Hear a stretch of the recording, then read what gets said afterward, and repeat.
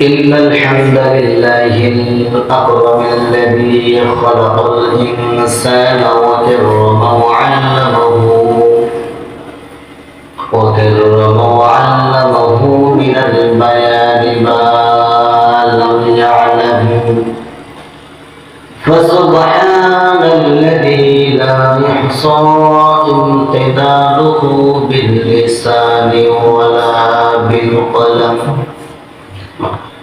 نشهد أن لا إله إلا الله وحده لا شريك له ونشهد أن سيدنا ومولانا محمدا عبده ورسوله الذي أرسله بالحق بشيرا ونذيرا وداعيا إلى الله بإذنه وسراجا وقمرا منيرا فقد قال الله تعالى في كلامه المجيد وفرقانه আমি প্রায় নামাজের তাগিদ দিচ্ছি আপনাদেরকে কেন?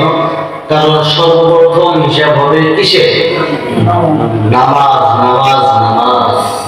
বিশ্বনবী রাসূল কারীম সাল্লাল্লাহু আলাইহি ওয়াসাল্লাম যখন ইন্তেকাল করেন, ইন্তেকালের পূর্ব মুহূর্ত দিয়া তার শরীরে পর্যন্ত জ্বর চলে আসলো। আমার বন্ধুগণ, যখন জ্বর চলে আসলো, বিশ্বনবী যখন দাঁড়িয়ে পড়েন, একবার দাঁড়ান আবার মাথা চক্কর মেরে জমিনে পড়ে যান।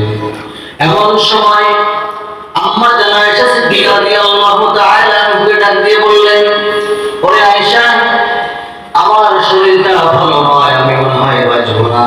ওই যে যুদ্ধের ময়দানে আমাকে বিষ খাওয়াইছিল, সেই বিষের যন্ত্রণাটা আমার ভিতরে তীব্রতা হয়ে গেছে, হয়তো আমি বাঁচব না।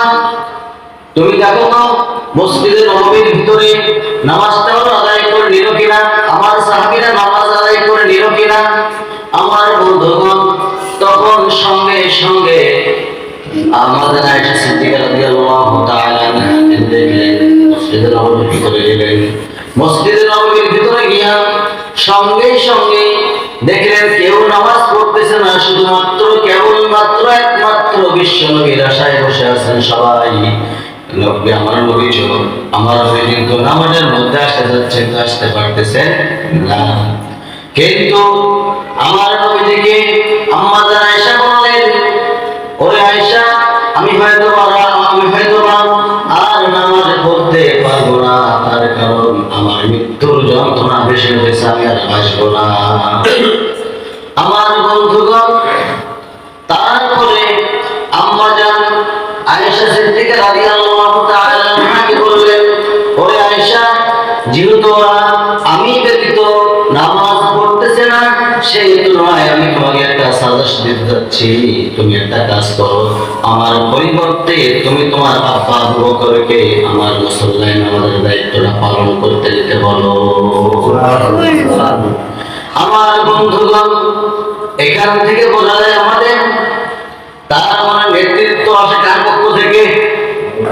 নেতৃত্ব কার পক্ষ থেকে? আল্লাহ। আজকে নেতৃত্ব কার পক্ষ থেকে? আল্লাহ। নিজেই নেতৃত্ব দেয়, নিজেই মানে না, ঠিক না ভাই? ঠিক। আচ্ছা, তারপরে রাসূল যখন অসুস্থ হয়ে গেলেন, সঙ্গে সঙ্গে তিনি বললেন, ওরে আয়েশা, তোমার ভাই আব্দুর রহমানকে ডাক দাও, আমি একটু নামাজের দৃশ্যটা দেখবো। আমার নবীজিকে পিঠের মধ্যে বহন করে নামাজের মধ্যে নিয়ে যাওয়া হলো, মসজিদ পানে নিয়ে যাওয়া হলো। মসজিদ পানে নিয়ে গিয়া সঙ্গে সঙ্গে আমার নবীজি নামাজের দৃশ্য দেখতেছেন আর বলতেছেন, চোখের পানিগুলো ঝপঝপ করে পড়তেছে, চোখের পানি ঝপঝপ করে পড়তেছে। সাহাবায়ে কেরাম জিজ্ঞাসা করলেন, ইয়া রাসূলুল্লাহি, ইয়া হাবিবাল্লাহি, আপনি তো কান্না করতে নিষেধ করেছেন, আপনি কান্নাকাটি করেন কেন? আমার নবী বললেন, ওরে আব্দুর রহমান, তুমি হয়তো জানো না, এই জন্য আমি কান্নাকাটি করি। আমার এটা দুঃখের কান্না নয়, এটা হচ্ছে আমার চোখের কান্না।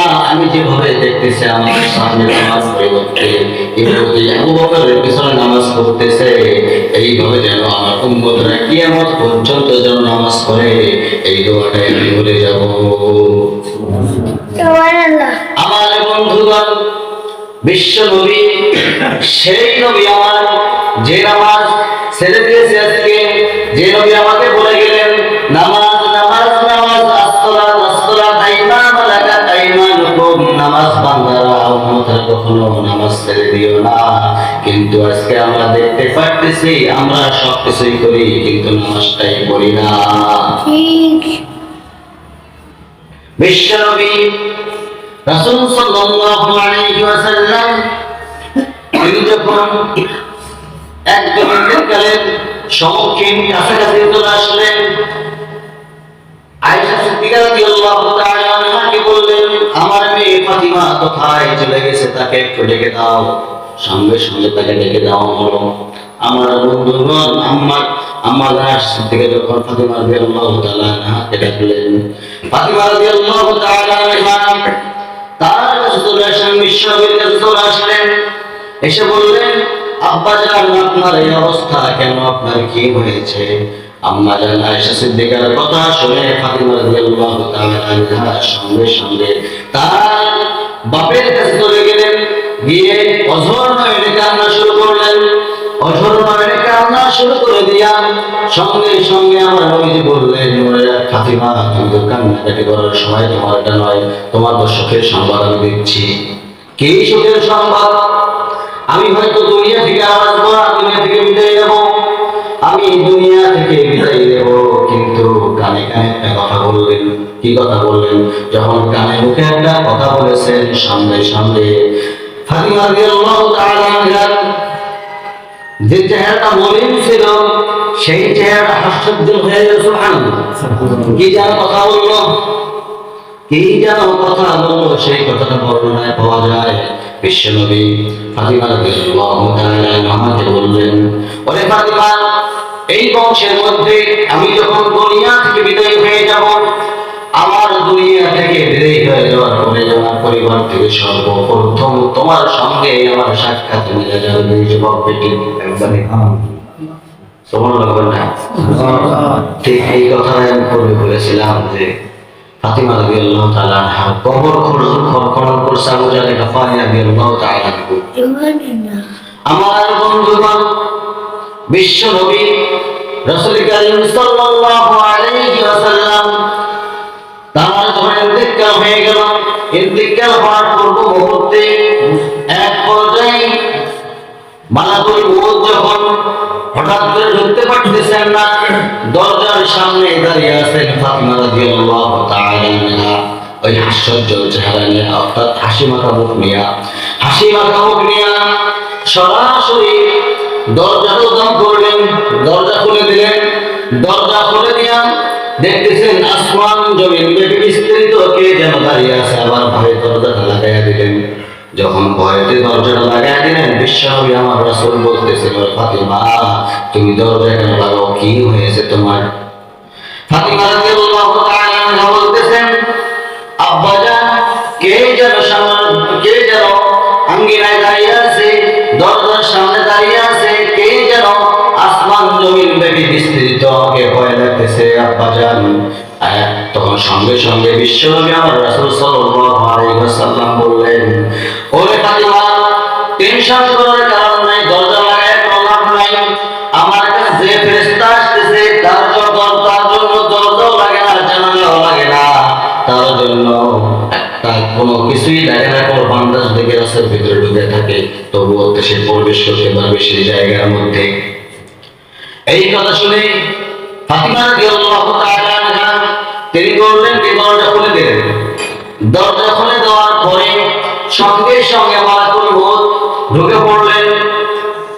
আগে সর্বপ্রথম জিবরাইল আলাইহিস সালাম ঢুকে পড়ছেন। জিবরাইল আলাইহিস সালাম বলতেছেন আমার রাসূলকে, বলতেছেন, ইয়া রাসূলুল্লাহি ইয়া হাবিবাল্লাহি, আল্লাহর অর্ডারে আপনার জান খরচ করার জন্য আমি একজন ফেরেশতা নিয়ে আসছি, যদি আপনি অনুমতি দেন তাহলে আমি আজকে আপনার জান মালাকুল মউত আপনার সামনে দাঁড় হয়ে যাবে। আর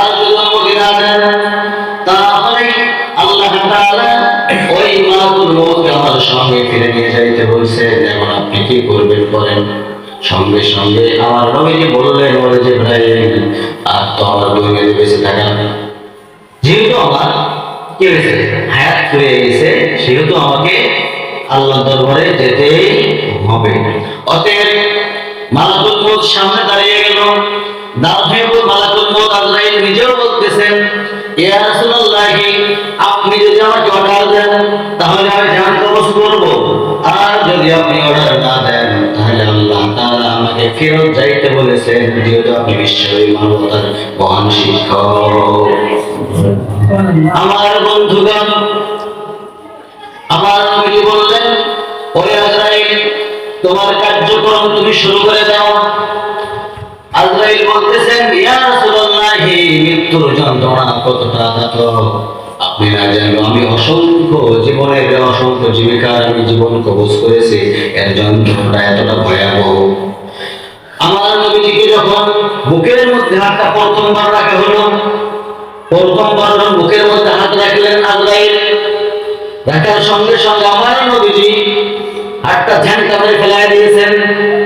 ঝাঁকা মেরে ফেলাই দিয়া বলতেছেন, ওরে আজরাইল, তুমি মনে হয় হুক পাহাড়টা আমার বুকের মধ্যে চাপাই দিয়েছিল। আজরাইল, এত মৃত্যুর যন্ত্রণা আমার তো জানা ছিল না। আবার হাত রাখা হলো। বিশ্ব নবী বলতেছেন, আবার হাতটা ঝাঁকা দিয়ে ফেলাই দিলেন। আবার নবীজি বললেন, ওরে আজরাইল, এবার যেন মনে হলো শুধু পাহাড় নয়, তুমি মনে গোটা আসমানটা যেন তুমি আমার বুকের উপরে চাপাই দিয়েছিলে আজরাইল। তারপরে আবার হাত রাখা হলো।